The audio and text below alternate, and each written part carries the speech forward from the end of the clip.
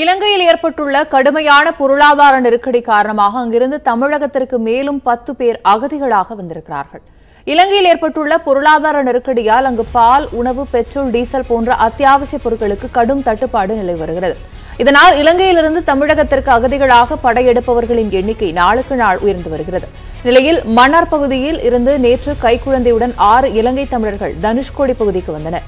இவர்களை மீட்டு இந்திய கடலோர காவல்படை விசாரித்து வரக்கூடிய நிலையில் வவுனியா பகுதியிலிருந்து மேலும் 10 பேர் தமிழகத்திற்கு அகதிகளாய் வந்துள்ளனர். மன்னார் கடற்கரையிலிருந்து திங்கட்கிழமை புறப்பட்டவர்களின் படகு என்ஜினில் பழுது ஏற்பட்டதால் 37 மணி நேரம் கடலில் தத்தளித்துள்ளனர். என்ஜினை சரி செய்த பின் தனுஷ்கோடிக்கு வந்து சேர்ந்தனர்.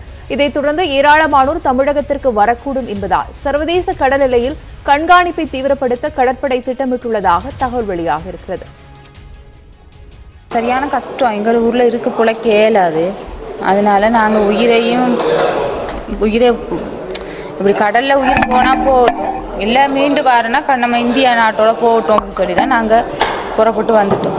எங்களோட ஊரில் சாப்பாடு பிரச்சனை, தண்ணி இது அரிசி பிரச்சனை, மண்ணெண்ணெய் பிரச்சனை, பெட்ரோல் பிரச்சனை ஒன்றும் இல்லை.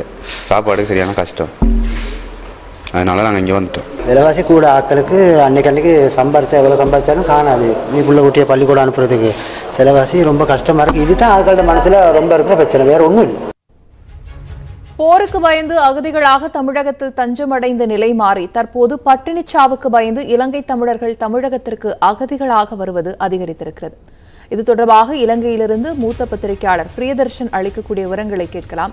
பிரியதர்ஷன், கடுமையான விலைவாசி உயர்வு, பட்டினிச்சாவு நிகழும் அப்படிங்கிற இடத்திலிருந்து அகதிகளாக தமிழகத்தை நோக்கி படையெடுக்கக்கூடிய காட்சிகள் கடந்த 2 தினங்களா நடந்துட்டு இருக்கு. இதற்கு என்ன காரணம்? குறிப்பா இதற்கான நடவடிக்கைகள் ஏதாவது எடுக்கப்படும் நம்பலாமா?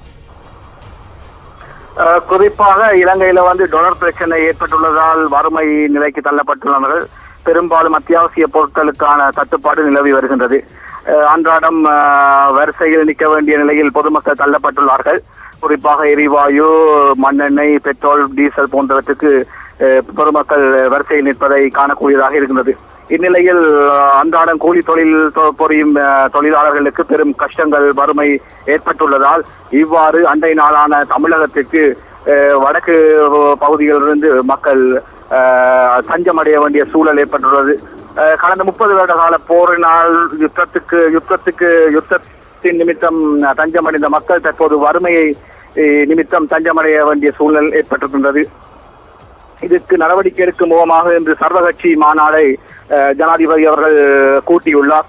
பெரும்பாலும் இந்த சர்வகட்சி மாநாட்டிற்கு இலங்கையின் பிரதான எதிர்கட்சிகளிலிருந்து பல கட்சிகள் எதிர்ப்பு தெரிவித்து அந்த கூட்டத்தில் கலந்து கொள்ளாத நிலை காணப்படுகின்ற நிலையில் தமிழ் தேசிய கூட்டமைப்பு இந்த சர்வகட்சி மாநாட்டில் கலந்து கொண்டு ஆலோசனைகளை வழங்க உள்ளதாக அதன் பேச்சாளர் சுமந்திரன் தெரிவித்திருந்தார். பிரியதர்ஷன், மேலும் இந்தியா கடந்த வாரங்களில் டாலர்களை இலங்கைக்கு வழங்கியிருந்தது கடனாக. இதன் நிமித்தம் தற்போது ஓரளவுக்கு இந்த பெட்ரோல்கள், டீசல்கள் வழங்கப்பட்டு வருகின்றன. மேலும் இந்த இவ்வாறான நடவடிக்கைகளை சீர் செய்யும் முகமாக இந்த சர்வகட்சி மாநாடு கூட்டப்பட்டுள்ளது. பிரியதர்ஷன், தற்போது அடிப்படையா அத்தியாவசியமா இருக்கக்கூடிய பொருட்களுக்கு கூட விலைவாசி ரொம்ப அதிகமா இருக்கு அப்படின்னு சொல்றாங்க. அடிப்படையில அரிசி போன்ற அடிப்படை வசதிகளுக்கான அத்தியாவசிய தேவைகளுக்கான பொருட்கள் எந்த அளவுக்கு விலை உயர்ந்திருக்கிறது? இதற்கு என்ன காரணம்? ஆமாம், விலை நாளுக்கு நாள் அதிகரித்த வண்ணம் காணப்படுகின்றது.